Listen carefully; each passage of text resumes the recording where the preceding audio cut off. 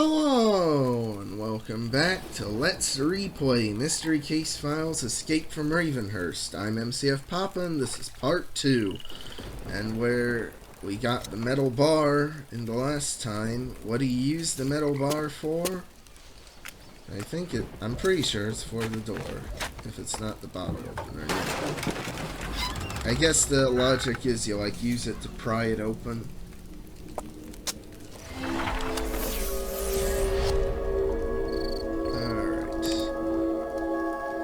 Treated to yet another journal page. The creepiness of this place has not diminished since my last visit. A small dilapidated cottage. Oh boy, it's too early in this playthrough for me to be making reading mistakes like that.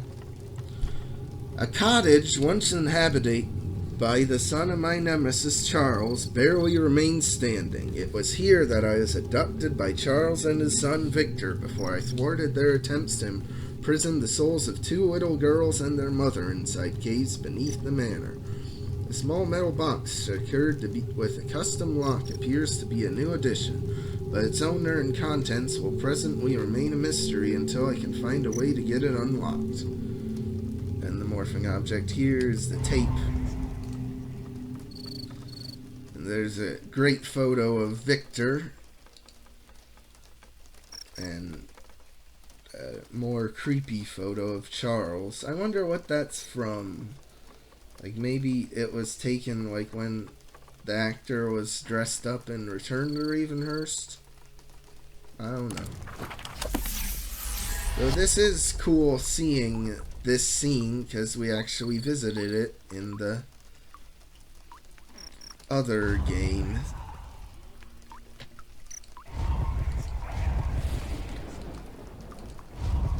This game has nostalgic references to other entries in the series, mainly Return to Ravenhearst, but this is just for the first act of the game. Then after this section there isn't much connection to the older games. It becomes its own thing, which is nice. Better than certain other Mystery Case Files games that are may or may not have the name Ravenhearst in their title.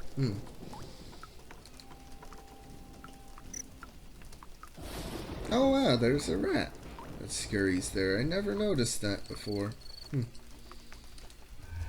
Uh-oh, yeah. Misclicking makes the items come back. For some reason. I don't know the logic behind that, but it does.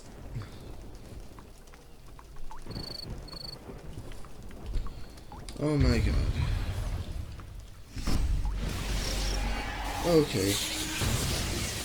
Something that does help, though, if you are having trouble, is to just take your fingers and box in a quarter of the screen to look at a time.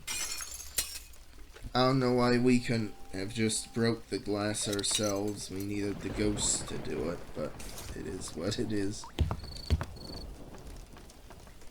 And then there's this puzzle, which comes in as the second to last puzzle of the game, but you see it here already.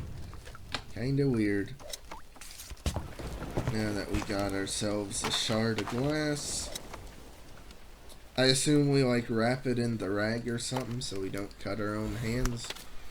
But with it, we can cut ourselves some twine, which I guess is still usable even though we cut it open. And we can take a rope from the swing. Just one, though. We don't have any need of two ropes or a longer rope tied together. But we do have need of a single rope.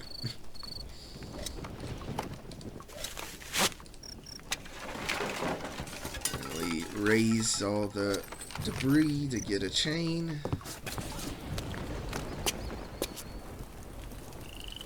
Because the problem is that there's this gate that's keeping us out. So just put one end of the chain to the thing and one to the car. And I love the bumper stickers. I survived Fate's Carnival and I see dead people. And our license plate's Detective 1. So you just tie it to the car. And then get in. And this time we actually need to use the driver, the gear shift. When it was just like a decoration in Dire Grove. It's a nice little callback / reuse of recycling an object in an interesting way. Yay! We broke down the gate. I'm sure this won't backfire for us and we'll get into a perilous situation sometime soon.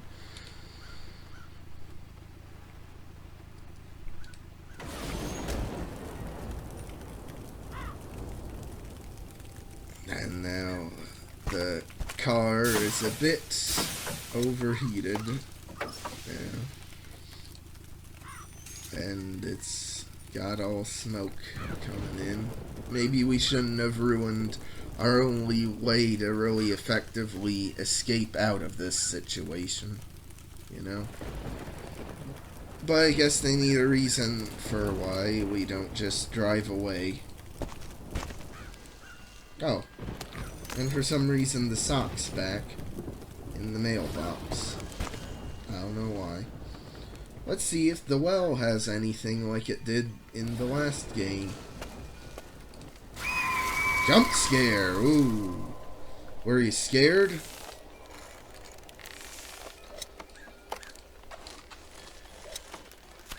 And no, it doesn't have anything. Let's investigate this pretty statue. Please, Detective, abandon your pursuit before you're harmed. Like, did Rose really have to, like, show up in the statue's face? She couldn't have just shown up outside of the statue? I don't know. And here's all that remains of Ravenhearst after it burned down in the last game's ending. House that love built, huh? Given the amount of property damage I've inflicted here in the past, I didn't hesitate to wrap a chain around the manor gates and attach it to my car. Perhaps in hindsight I should have opted to find another way in, since I've almost certainly overheated the engine, to say nothing of the sign impaled in the windshield. The steps leading to Ravenhearst Manor lie before me, and I can make out the charred silhouette of the once opulent Victorian home. Ethereal voices of the souls I've saved continue to discourage my investigation.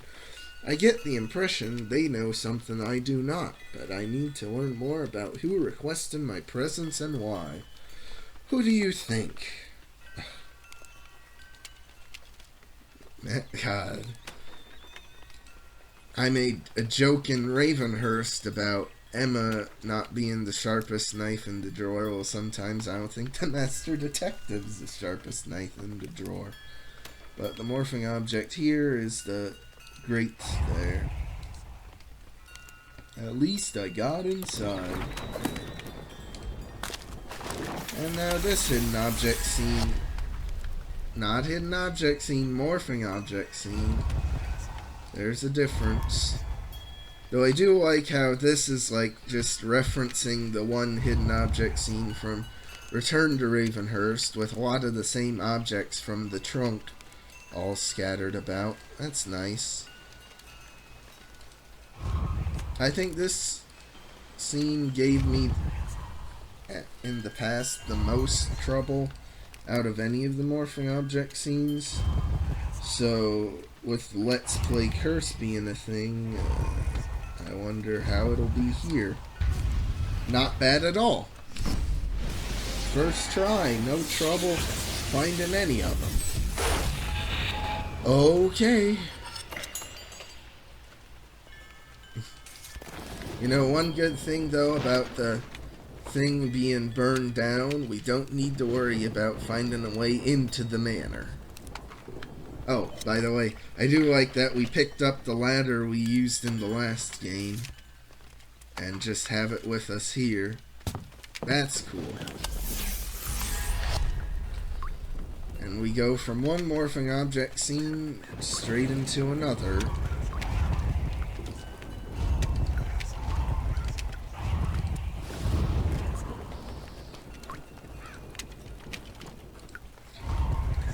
And remember, of course, this puzzle from the last game. I don't think it will be able to open the secret passage this time around.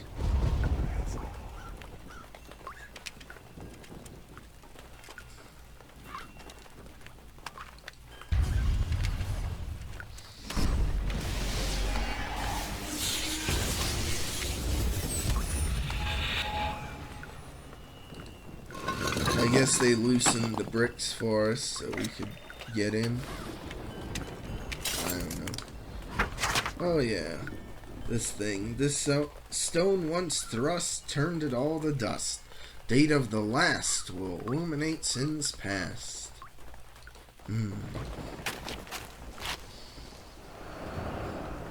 Please, do not enter these forsaken grounds.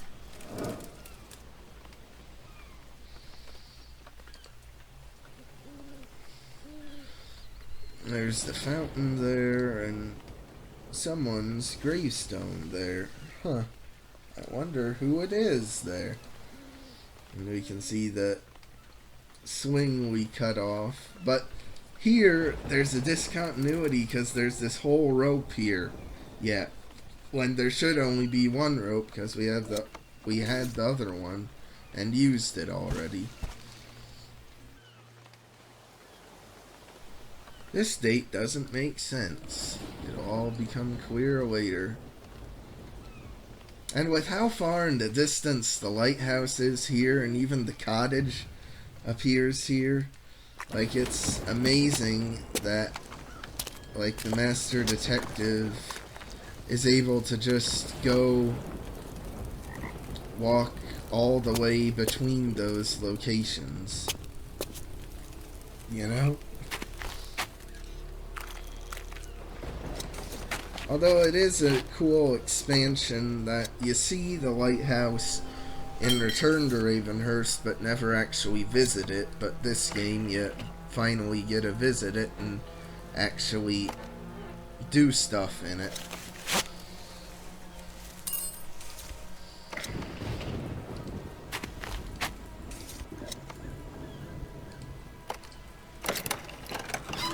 Now we can go in. Oh boy.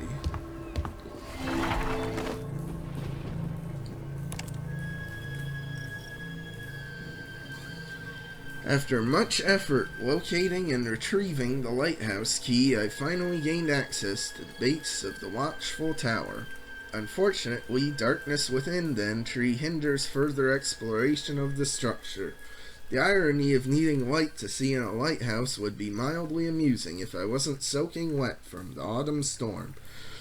Though through feeling around in the dark and using the occasional flicker of lightning as a guide, I've managed to locate an old stove that might help illuminate the room.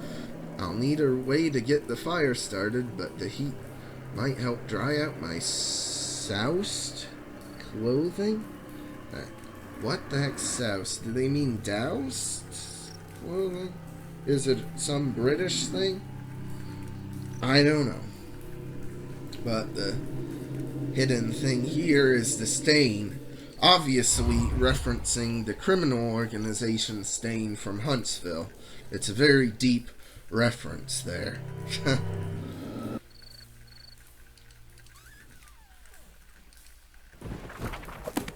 Does the lightning actually flash in here if you wait around long enough? I never bothered trying. Oh, I guess it does somewhat. That's cool.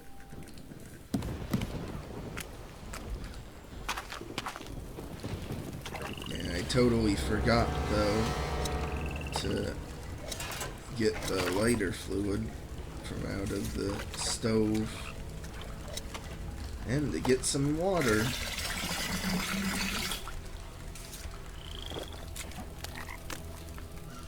Now with the water, we can cool off the engine. I remember one time I played this game, like the water glitched and like you could not,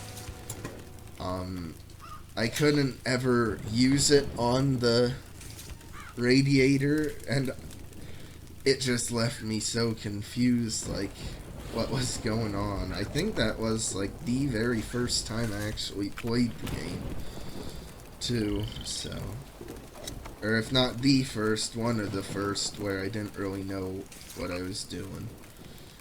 I suppose you could argue I didn't want to quick out. Okay. I was just about to say, I suppose you could argue I still don't know what I'm doing, but I kind of made my point myself. Look at those beautiful fire effects, though. Just compare them to the fire effects from Dire Grove, like leagues fancier in just 2 years difference. Like, the lighting is just, like, the graphics are so good, the lighting's good in all the scenes, the puzzles for the most part are good, and the story's good, but just not having hidden object scenes just brings the game down a lot in my eyes, and that's why I don't consider it a golden era MCF game. I call this the first of the Swan Song era of MCF games, which are like Big Fish Studios' last hurrah.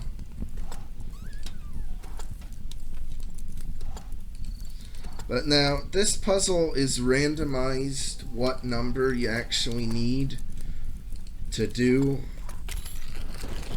and it's given on there.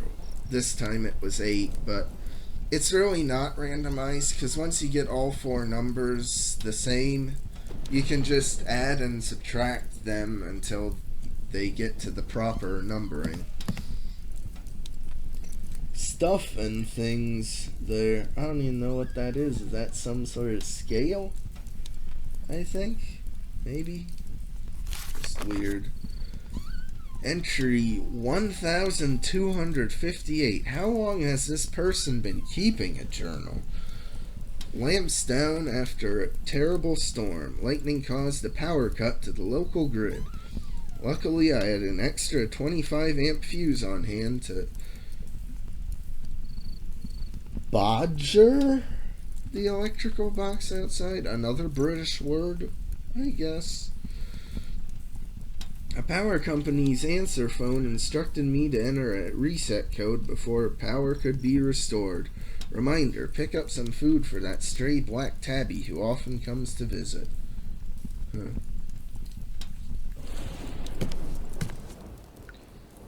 now if we investigate this pile of junk, get another morphing object scene. Yay!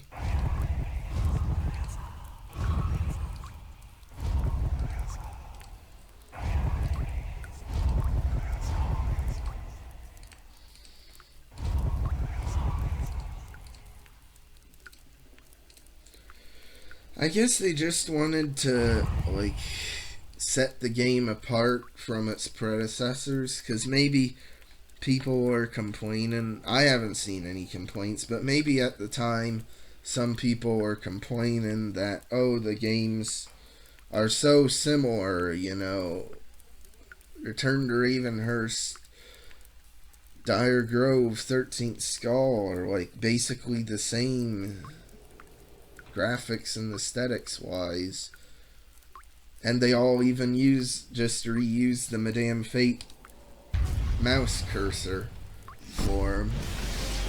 So maybe they were just trying to set it apart, like, hey, this is a new generation of MCF games. I don't know. Oh, also, I really don't like the inventory system in this thing where you got, it holds 6 items a page, but you gotta, like, rotate for the first and last item. Like, why? Just make the HUD in a way where all 6 show up on the same screen. Weird. There's an 8. If we get C in the wall, it's northwest, south, northwest. There's the east thing there.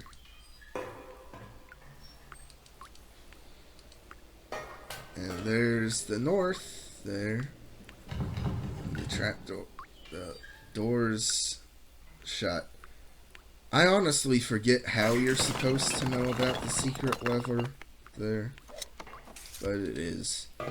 And the puzzle, how I remember it as a good Christian boy, is it's a cross. It's always the same, that one. There's no randomization there. Kinda weird that this game has some randomized stuff and others isn't randomized. And I apologize for your ears, but it's about to get really loud.